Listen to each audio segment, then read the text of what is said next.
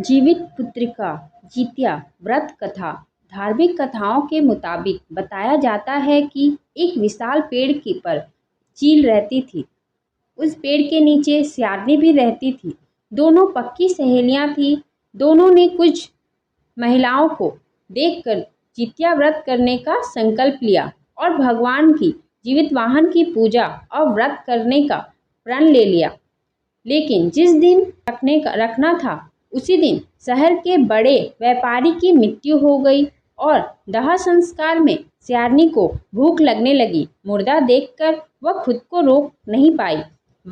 उसका व्रत टूट गया, पर चील ने संयम रखा और नियम से श्रद्धा से अगले दिन व्रत का पालन किया। अगले जन्म में दोनों सहेलियों ने ब्राह्मण परिवार में पुत्री के रूप में जन्म लिया। उनके पिता का नाम भास्कर था। चील बड़ी बहन बनी और सियारनी छोटी बहन के रूप में जन्मी।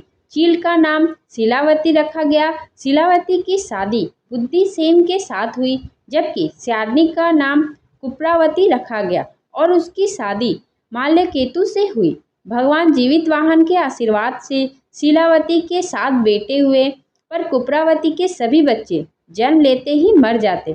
कुछ समय बाद शीलावती के 7 पुत्र बड़े हो गए और वे सभी राजा के दरबार में काम करने लगे। कुप्रावती के मन में उन्हें देखकर ईर्ष्या की भावना आ गई। उनके राजा ने कहा सभी के सर कटा दिए। उन्हें 7 नए बर्तन में मंगवाकर उसमें रख दिया और लाल कपड़े से ढककर शीलावती के पास भिजवा दिया। यह देखकर भगवान जीवित वाहन ने मिट्टी से 7 भाइयों के सिर बनाए और सभी को सिरों को उसके धड़ के साथ जोड़कर उन पर अमृत छिड़क दिया। इससे उनमें जान आ गई। 7 युवक जिंदा हो गए और घर लौट आए। जो कटे सिर रानी ने भेजे थे वे फल बन गए। दूसरी ओर रानी कुप्रावती बुद्धिसेन के घर से सूचना पाने के लिए व्याकुल थी। जब काफी देर सूचना नहीं आई तो कुप्रावती स्वयं बड़ी बहन के घर वहां सबको जिंदा देखकर वह सन्न रह गई। जब उसे होश आया तो बहन को उसने सारी बात बताई। अब उसे अपनी गलती का पछतावा हो रहा था। भगवान जीवित वाहन की कृपा से शीलावती को पूर्व जन्म की सारी बातें याद आई। वह कुप्रावती को लेकर उसी पाकड़ के पेड़ के पास आ गई। उसे सारी बात बताई। कुप्रावती बेहोश हो गई और मर गई। जब राजा को इसकी खबर मिली तो उन्होंने उसकी जगह पर जाकर पाकड़ के पेड़ के नीचे कुप्रावती का दाह संस्कार कर दिया।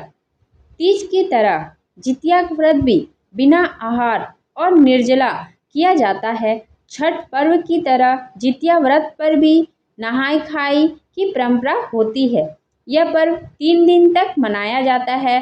सप्तमी तिथि को नहाय खाई के बाद अष्टमी तिथि को महिलाएं बच्चे को समृद्धि और उन्नति के लिए निर्जला व्रत रखती है। इसके बाद नवमी तिथि को यानी अगले दिन व्रत का पारण करती है, यानी व्रत खोल जाता है। अगर अच्छा लगा है तो लाइक शेयर सब्सक्राइब करें और अगर आप व्रत कर रहे हैं जितिया का तो नियम के साथ पालन करें।